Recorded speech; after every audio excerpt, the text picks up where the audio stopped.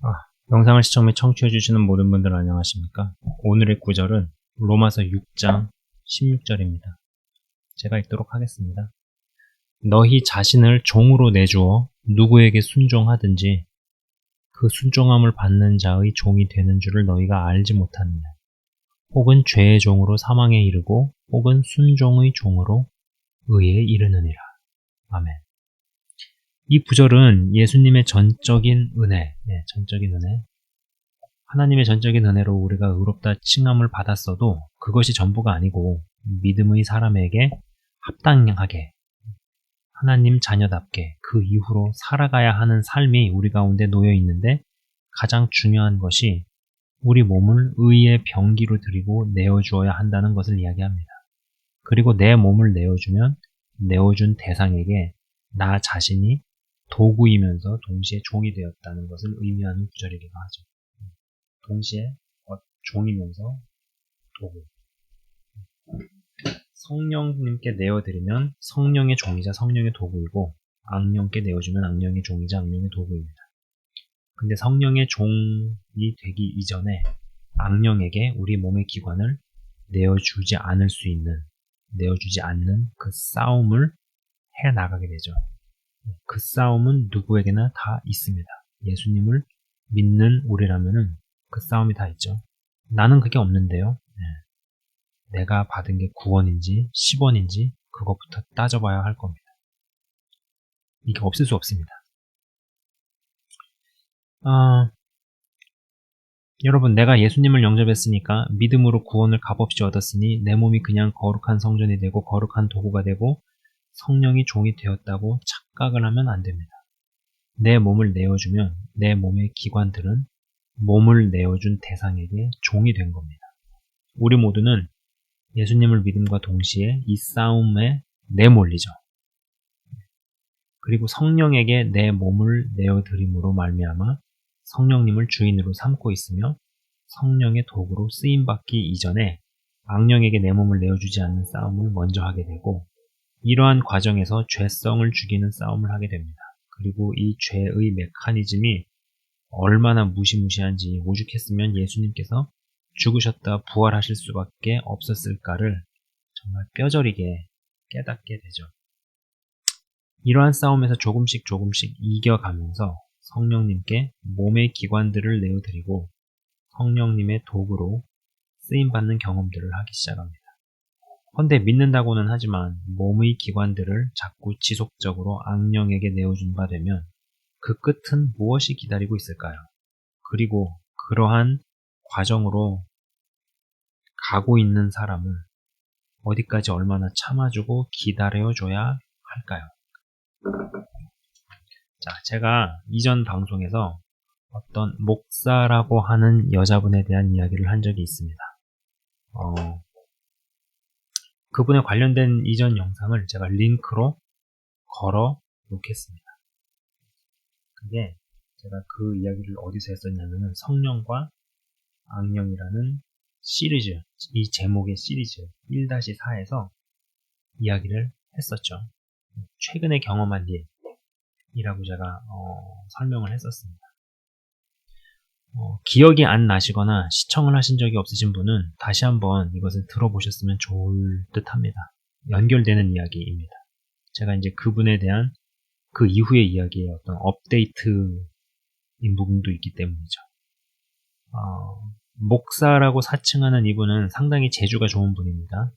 건반 반주도 잘하고 요리나 음식도 잘하고 또 손재주도 좋아서 꽃꽂이도 잘합니다.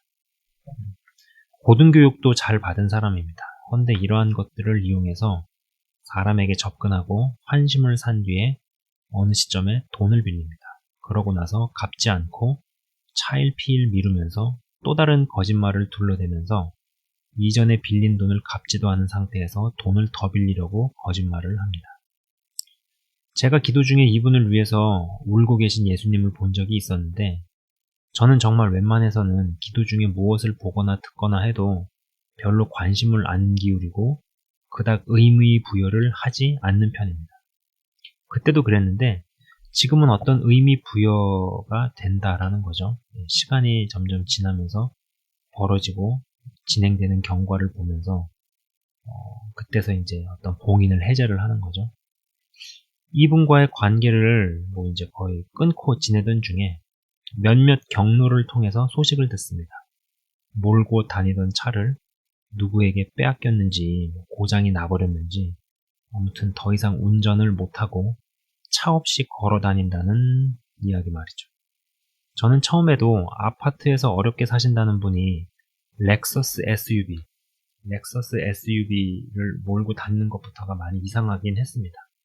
참고로 저는 예수 믿는 사람이 꼭 똥차를 몰아야 하고 검소하게 살아야만 하고 주를 위해서만 돈을 써야 하고 뭐 이렇게 생각하지는 않습니다. 그리고 그러한 것을 지나치게 강조하는 사람이나 사역자는 인간이 육신을 입고 있다는 사실을 너무 쉽게 생각하고 더 나아가서는 그렇게 강조하고 다니는 사람이 오히려 남들 모르게 비싼 차를 몰고 비싼 집에 마구 돈을 쓸 가능성이 높다는 생각입니다. 전 영상을 시청 및 청취하시는 모든 분들이 우리가 육의 소욕을 쫓아 살지는 않지만 또 살아서도 안 되지만 영의 소욕을 쫓아서 성령과 동행을 해야 하지만 그럼에도 우리가 육신을 입고 있는 존재라는 사실을 있는 그대로 받아들이셨으면 좋겠습니다. 좋은 차를 탈 수 있고요. 좋은 집에서 살 수 있습니다. 단지 자신의 여건과 상황에 맞지 않는 일종의 어떤 일종의 허세로 치닫는다면 그건 분명 문제가 있는 것이죠. 그리고 하나님께 축복을 받아서 재정적으로 풍족해지더라도 어느 정도의 마지노선은 정해놓는 것이 유익하다는 생각입니다. 우리는 이 땅에 살면서도 하루하루 본향을 위해 살아가고 나이를 먹어가고 주님과 동행하는 존재입니다. 단 자신이 육의 몸을 입었다는 것을 뭉개는 것이 무슨 영적으로 자라고 성숙한 것이냐 착각은 하지 않았으면 하는 바람입니다.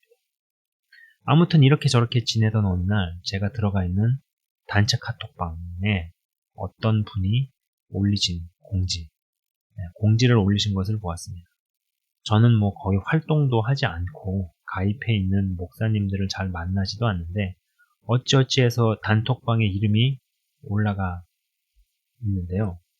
이 방에 어떤 안마의자, 뭐 마사지 기계 같은 거 있잖아요. 안마의자를 사업하시는 분께서 목사님이고 또 일자리를 구한다는 말에 그분에게 일을 맡겼는데 기계를 팔고 나서 들어온 캐시 몇천 불을 입금 안 시키고 자신이 가지고 있다가 한인마켓에서 장을 보다가 도둑을 맞았다고 경찰에게 거짓말을 늘어놓은 것이죠. 뭐 이러한 저러한 일들을 늘어놓으면서 목사라 사칭하는 아무개를 정식으로 고소하겠다는 것이었습니다. 저는 그 내용을 접했을 때 개인과 개인이 돈 거래에 얽혀서 이게 이제 뭐 민사로 가면 사실 애매한 부분이 있을 텐데 안마 기기를 판 대금을 입금 안 시키고 도둑 맞았다고 거짓말하고 본인이 그냥 취해버리면 저건 어떤 공금 횡령이고 형사소송으로 가는 게 아닌가 싶은 거였죠. 제가 법을 잘 아는 사람은 아니지만 저는 상식적인 수준에서 그러한 생각을 해보았습니다. 그리고 어떤 면에서 이분은 돌아올 수 없는 강을 건넌 것은 아닌가? 회개가 가능은 할까? 라는 생각도 좀 해보았다라는 것이죠. 여러분, 이런 분이 교회에 와서 희생양을 물색하러 온다면 사역자로서 어떻게 처신해야 할까요? 일반 성도분들은 어떻게 대처해야 할까요? 여러분 스스로 생각해 보시기 바랍니다. 이 목사 사칭하는 여자분이 어떤 작은 교회를 다닌 적이 있습니다. 동일 인물입니다. 그 교회의 목사님은 무언가 비전이 큰 분이었습니다. 제가 보기엔 글쎄 고개를 갸우뚱거리게 만드는 어떠한 이야기들이었는데 본인은 그게 굉장히 확고해 보였어요. 근데 하여간 제가 보기에는 그냥 물음표 밖에 생기지 않았습니다. 뭐 아무튼 그렇습니다. 근데 그 목사님의 비전이 그 목사를 사칭하고 다니는 여자분에게 야, 저 목사가 갖고 있는 돈이 많은가 보다. 그러니까 저 일을 하겠다고 선언을 하지 싶었나 봅니다. 그래서 그 목사님께 들로부터 작업을 시작했죠. 그런데 돈이 있는 분이 아니었습니다. 돈 몇만 불을 빌려달라고 했었다고 합니다. 그러니까 목사라고 사칭하는 그 여자분이 어떤 큰 비전을 선포하고 이야기하시는 그 목사님에게 돈이 많은 줄 알고 돈 몇만 불을 빌려달라라고 얘기를 했다가 그게 이제 거절이 된 겁니다. 저는 그 이야기를 당사자인 목사님께 직접 들었을 때 내어 쫓는 게 어렵고 힘들다면 혹시라도 피해자가 생길 수 있으니 성도분들에게 은밀하게 비밀리에 알리고 주의를 주었어야 한다는 것입니다. 그렇지 않으면 성도분들 중에 누군가는 수업료를 치르고 배워야 하고 어떤 분은 교회를 떠나게 되기도 한다는 것입니다. 이러한 때에 이야기를 해주는 것은 험담이나 뒷담화인가요? 아니면 마땅히 해야 하는 이야기일까요? 여러분 어떻게 생각하십니까? 이 목사 사칭하는 분은 이미 이러한 일로 미국 서부 지역에서 도저히 살 수가 없게 되어 미국 동부 지역으로 오신 분입니다. 그런데 사람이 어디로 이동을 해도 사람 안에 자리 잡은 영은 그 영에 해당하는 일을 하게 만듭니다. 그리고 이제 어느 정도 시간이 찼다는 것이죠. 한인들이 이분의 정체를 알아갑니다. 사기꾼인 것이 드러납니다. 형사고발을 당합니다. 곧 있으면 이번엔 미국 중부나 남부로 어느 날 야반도주를 하거나 비밀리에 이사를 가게 될 수도 있다고 저는 봅니다. 그리고 또 그곳에서 가서 또 똑같은 짓들을 할 겁니다. 여러분, 이러한 케이스를 교회 내에서 믿음의 공동체에서 접하게 되면 어떻게 처신을 해야 할까요? 저는 믿음의 공동체 내에서 어떤 이의 죄나 잘못이 드러났다고 해서 그것 한 번으로 그를 내어 쫓아야 한다는 생각은 결코 하지 않습니다. 일단은 속으로 썩어서 더 이상 손을 쓸 수도 없는 지경으로 가기 전에 드러날 것은 드러나고 들춰질 것은 들춰지는 게 일단 그 사람을 위해서 진짜 복입니다. 그리고 처음 영상에서 언급한 것처럼 예수님께서도 기회를 주시죠. 그러나 어떠한 수를 써서라도 내어 쫓거나 혹은 나가게라도 반드시 해야 하는 사람은 거짓의 영이 완전히 자리를 잡아 자신의 거짓말을 자기 자신조차 진짜로 믿는 사람이라고 생각을 합니다. 이러한 사람은 반드시 내어 쫓든 아니면 반드시 나가게 만들든 해야 한다라는 생각을 저는 해봅니다. 물론 저와 생각이 다르신 분도 있으실 거라고 저는 봅니다. 어떤 댓글 하나를 봤는데 아무튼 저는 이걸 가지고 지금 논쟁을 하고 싶은 생각은 없어요. 그리고 제가 이렇게 또 영상으로 올리지만은 사실 제가 지금 드리는 하나하나 케이스들은 실제 현장에서 내가 어떤 성도로서 혹은 사역자로서 실제로 현장에서 접하게 되면은 굉장히 간단하지 않은 일들이고 이슈들이며 그리고 실제로 있는 일들입니다. 여러분 한번 스스로 잘 생각을 해보십시오. 자, 다음 시간에는요, 이와 관련해서 어떤 거짓의 영과 관련해서 이야기를 계속해 보도록 하겠습니다. 제가 잠깐 기도하고 마치겠습니다. 하나님 아버지 감사합니다. 오늘의 말씀처럼 너희 자신을 종으로 내주어 누구에게 순종하든지 그 순종함을 받는 자의 종이 되는 줄을 우리가 압니다. 우리가 어디에 순종함으로 말미암아서 내가 누구의 종이고 누구의 도구인지를 내가 스스로 확증하고 증명해 보입니다. 순종의 종으로 의에 이를 수 있기 전에 죄의 종이 되지 않게 하시고 성령의 종이 되고 성령의 도구가 되기 이전에 악령에게 나의 육의 기관, 몸의 기관을 내어주지 않는 그 싸움에서 이기고 승리하는 자들이 다 되게 하여 주옵소서.